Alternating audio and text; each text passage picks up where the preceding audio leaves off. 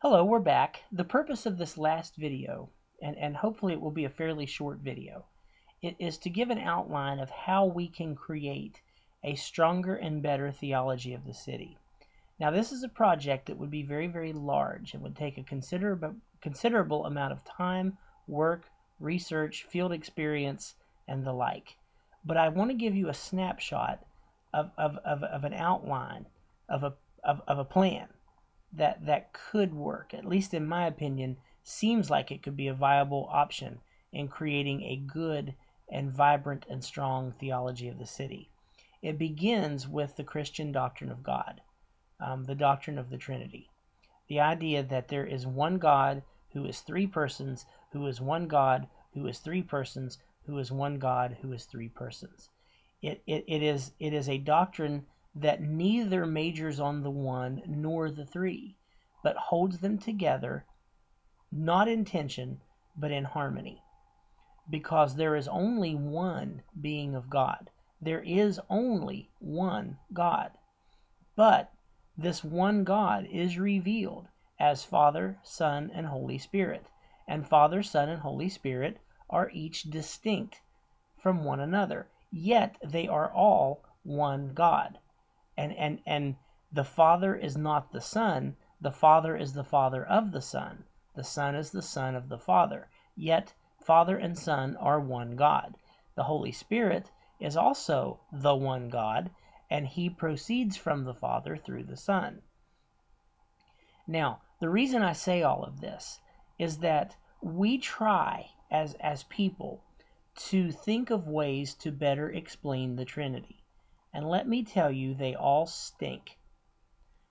The idea of the egg and the water and the plant and all these silly analogies that exist are nothing but silly analogies. For one thing, who are we to think that we can understand God to his full? He's the creator and we're the creature. But these little analogies don't help. If you want to understand the Trinity, look at Jesus Christ. Look at his witness to the Father. Look at the work of the Spirit in the life of the church, and in the life of Jesus, and in the life of Israel. Look at how God spoke, and the Spirit brooded, and nothing became everything.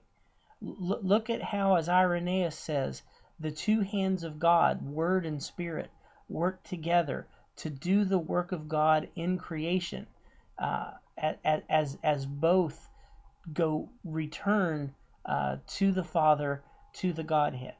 Look at how God has revealed himself in the coming of Jesus Christ, the one who has been sent from the Father, who is at the same time one with the Father, and that he will send another Comforter who will guide us into all truth and righteousness, one just like himself, so that the Father sends the Son, who in turn sends the Spirit into this world to reveal the Son in order to reveal the Father.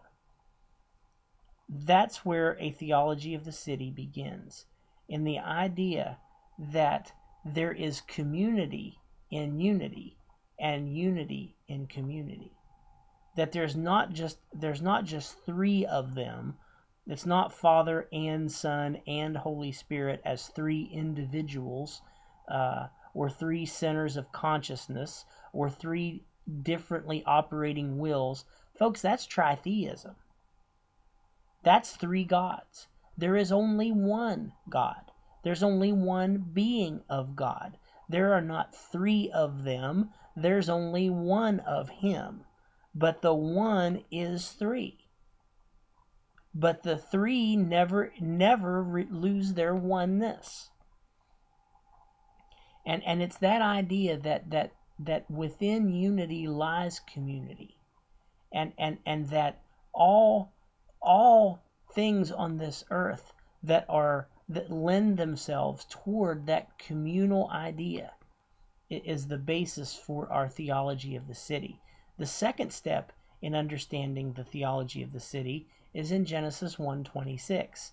And God said, "Let us make man in our image, after our likeness, and let them have dominion, male and female created he them, and be fruitful and multiply and replenish the earth.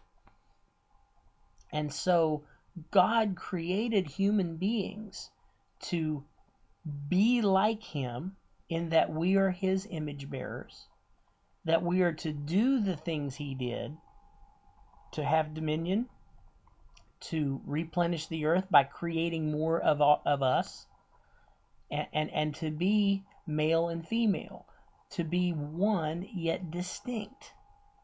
There are distinctions in the human race. There's the male and female distinction, and now I guess in these days there's even more than that in terms of all of the gender issues, which I don't want to get into, but at least there's distinction within unity. And that's the way God created us. And when he got done creating, the book of Genesis says that it was all very good. So that we were created to be exactly what he wanted us to be. But then sin entered the picture, the fall came and distorted everything.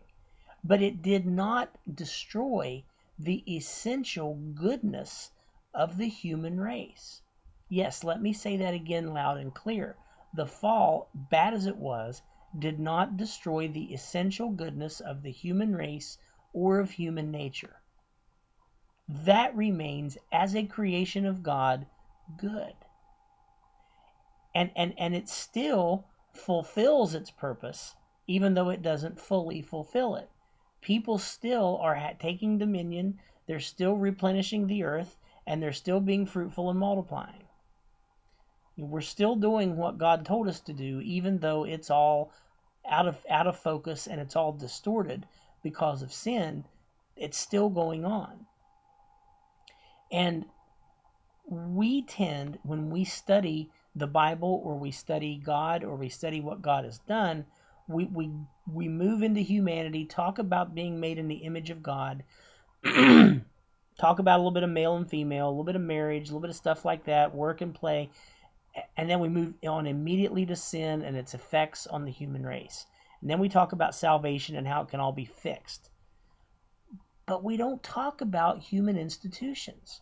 We don't talk about the communal aspect of the human being because we are so buried in this Western individualistic mindset that we don't spend sufficient time discussing what it means for human beings to be communal, what it means for us to depend on one another, what it means for us to act in the best interests of another or for the good of others.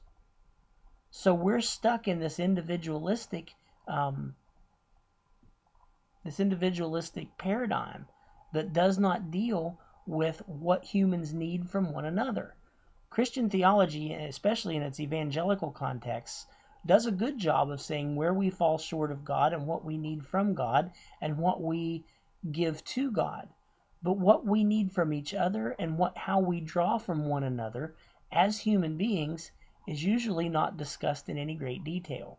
And that is a shame, because we need to be able to talk about what it means to be human in the context of interpersonal relationships. That is such an integral part of what it means to be human. And interpersonal relationships on a grand scale is when we begin to talk about communities and therefore cities. We can talk about interpersonal relationships between husband and wife. We can talk about interpersonal relationships between members of a family. But then when we start talking about non-relative interpersonal relationships, how I deal with my friends or coworkers or business associates, then we start talking about cities and the foundation of cities, because cities exist for safety, cities exist for socialization and commercialization, as well as for places of worship. And when we talk about worship, even in Christian theological circles, worship is so often an individualistic experience, or at least a collection of individuals dealing with God, rather than the communal understanding of individuals joining together, harmoniously participating in actually the worship of that the Son gives to the Father. So what is, in short, what is the roadmap of creating a solid and workable and viable and meaningful theology of the city? Well, it begins in the Godhead. It begins in the reality of the triune God. It then moves into the idea of anthropology, that human beings are created in the image of this triune God, and that they are created in such a way that they are both social among each other as well as social with God. Again, just as an aside, think of the great commandment: you shall love the Lord your God with all your heart, soul, mind, and strength. The second's just like it: love your neighbor as yourself. Who is my neighbor? Well, he's the one that needs you.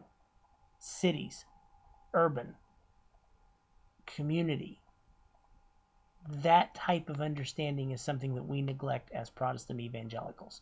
So we begin with the Trinity, move to humanity, not only the humanity in God, but humanity in one another, a deepening understanding of human institutions.